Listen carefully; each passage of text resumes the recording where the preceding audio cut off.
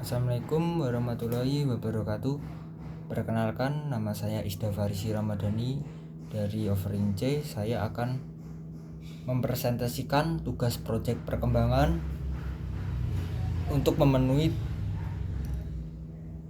pembelajaran dosen pengampu Bu Zihan Novitasari. Saya akan menjelaskan tentang pengertian perkembangan menurut teori Piaget dan Erikson. Apa sih perkembangan menurut teori Piaget? Ya, teori Piaget menurut tersendiri itu perkembangan tentang cara berpikir individu dan kompleksitas perubahannya melalui perkembangan neurologis dan perkembangan lingkungan. Ya, saya akan mencontohkan salah satu perkembangan lingkungan. Misal,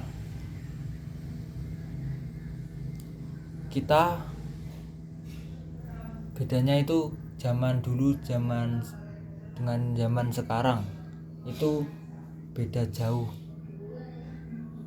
Nah, dulu contoh perkembangan lingkungan itu misalnya kayak dulu itu tidak ada,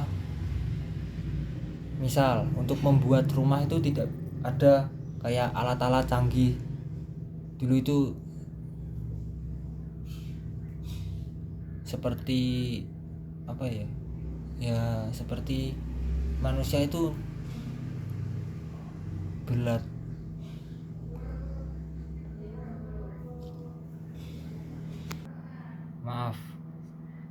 kalau zaman dahulu masih banyak hutan sehingga udara pun masih segar, sejuk asri, masih banyak pemandangan alam yang sangat indah.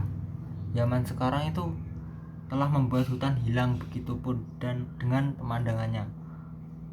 Semua telah berubah menjadi pabrik, udara menjadi sangat keruh, banyak polusi seperti kendaraan. Sekarang itu beda zaman dahulu zaman sekarang itu menurut teori Piaget, dan contohnya itu saya berpikir sendiri. Menurut teori Erikson, menurut perkembangan itu merupakan persamaan ego yang melibatkan interaksi sosial yang dilakukan dalam kehidupan sehari-hari. Misal, apa sih persamaan ego?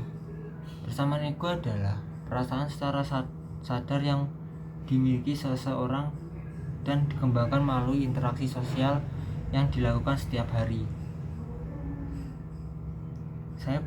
Erikson juga berpendapat bahwa perkembangan ego selalu mengalami perubahan. Hal ini terjadi sesuai dengan pengalaman dan informasi baru yang diperoleh ketika melakukan interaksi sosial dengan orang lain. Erikson juga meyakini kemampuan motivasi, sikap, dan perbuatan dapat membantu perkembangan diri menjadi lebih positif. Maka dari itu, teori yang dicetuskan Erikson ini dikenal sebagai teori perkembangan psikososial.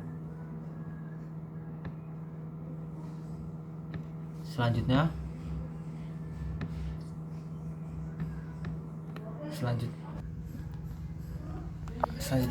apa itu pertumbuhan? Pertumbuhan adalah peristiwa perubahan biologis yang terjadi pada seluruh makhluk hidup berupa pertambahan ukuran volume, tinggi, dan massa yang bersifat irreversibel. Pertumbuhan dapat diukur secara kuantitatif dalam satuan ukuran panjang dan berat. Irreversibel berarti perubahan yang sudah terjadi tidak akan kembali lagi. Contohnya, bayi lahir dengan panjang 50 cm, setelah dewasa menjadi 150 cm. Ukuran bayi yang panjang 150 cm tidak kembali menjadi 50 cm.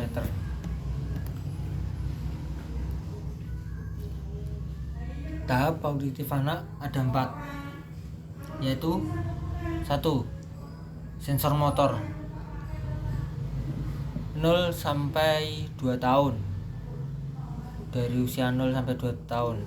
2. Praoperasional 2 sampai 7 tahun.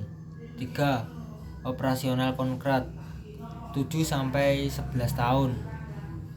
Keempat, operasional formal 12 tahun ke atas. Apa sih tahap sensorik motorik pada perkembangan? Menurut Piaget adalah tahap pertama perkembangan kognitif anak yang terjadi pada usia 0 sampai 2 tahun. Pada tahap ini, anak akan belajar untuk mengenal diri sendiri dan dunia luar melalui kemampuan sensorik, melihat dan mendengar, serta tindakan motorik yang menyentuh, menggapai, menyentuh. Semua hal yang dipelajari anak pada tahap sensori motor akan didasarkan pada pengalaman dan trial and error. Misalnya anak akan menangis jika mendapatkan perhatian atau mengetahui keberadaan orang tua saat bermain petak umpet gitu. Kedua, tahap praoperasional usia 2 sampai 7 tahun. Tahap praoperasional adalah masa di mana anak akan mengembangkan kemampuannya dalam mengingat dan berimajinasi. Selain itu, pada tahap ini anak memiliki kecenderungan untuk meniru cara seseorang dan berbicara dan berperilaku. Perlu diketahui, pada tahap ini anak masih belum bisa menggunakan logika maupun menggabungkan dan memisahkan pikiran atau idenya. Hal inilah yang membuat anak usia 2 sampai 7 tahun kerap memiliki teman imajinasi. Jadi pada usia 2 sampai 7 itu masih sering kayak berbicara sendiri, meniru cara orang, kayak meniru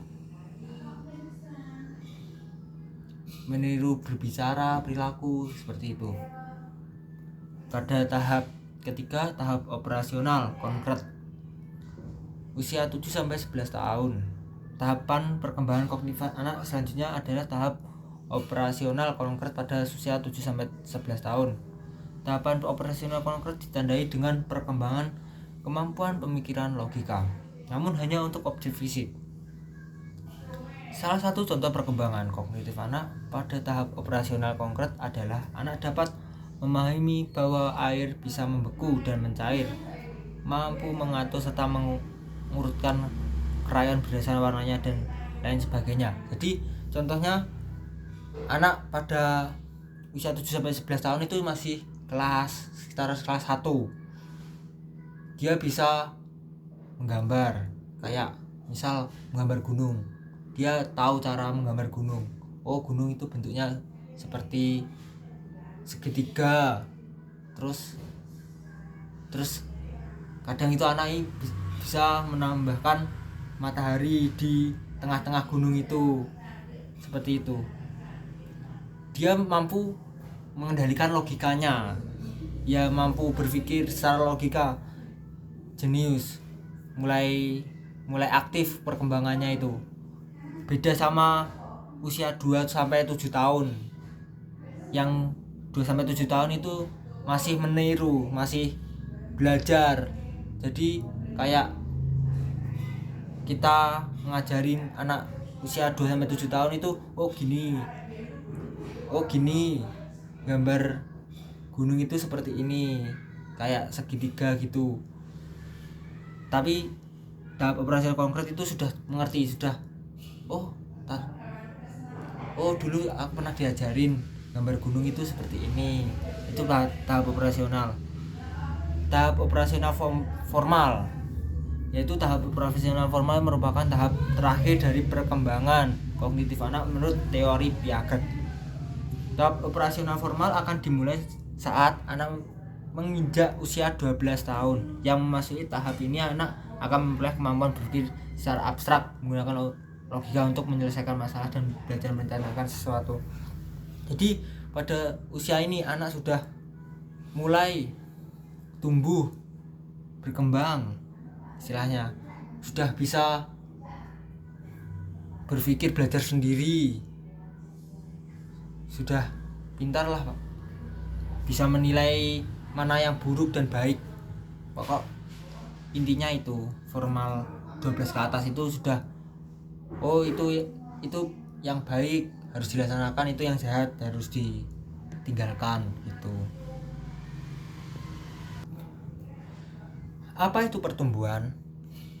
Pertumbuhan adalah peristiwa perubahan biologis yang terjadi pada seluruh makhluk hidup berupa pertambahan ukuran, volume tinggi, dan massa yang bersifat irreversibel. Pertumbuhan dapat diukur secara kuantitatif dalam satuan. Ini sudah. Pengertian belajar motorik. Pembelajaran motorik merupakan perpaduan dua kata, yaitu pembelajaran dan motorik. Pembelajaran berarti cara mengajar, sedangkan motorik belajar gerak yang dikendalikan oleh saraf secara sadar. Dengan demikian pembelajaran motorik berarti cara mengajar gerak, yaitu dengan cara ini. Motorik anak ada dua, yaitu motorik halus dan motorik kasar. Motorik halus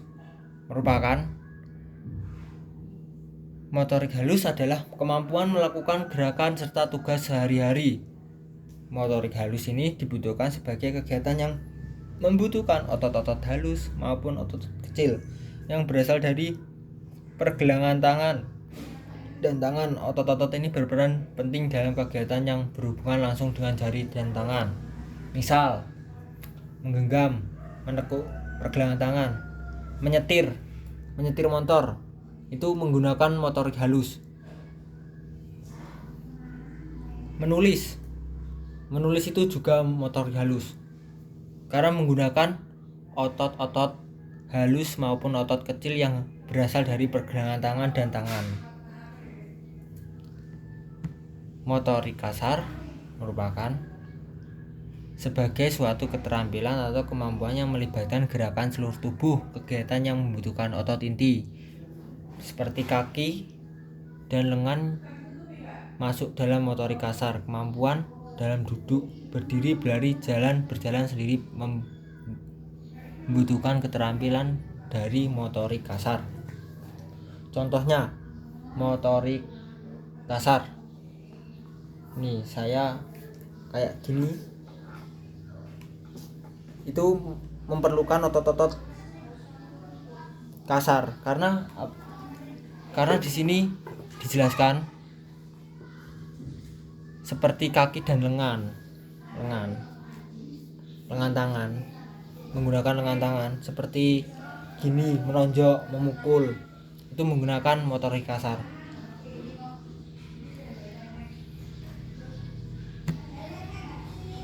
Jadi perbedaan motorik kasar itu sama motorik halus itu dilihat dari cara gerak otot kita. Jadi kalau yang kecil itu lebih ringan daripada motorik kasar yang melibatkan otot-otot besar, seperti push up, itu motorik kasar. Ada banyak push up, sit up itu juga termasuk sih. Sit up itu termasuk motorik kasar. Pull up gitu juga termasuk motorik kasar. Cukup sekian presentasi saya,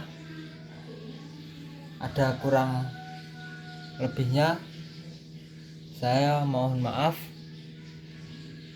Saya tutup presentasi ini dengan presentasi proyek perkembangan saya tutup. Cukup sekian. Terima kasih. Wassalamualaikum warahmatullahi wabarakatuh.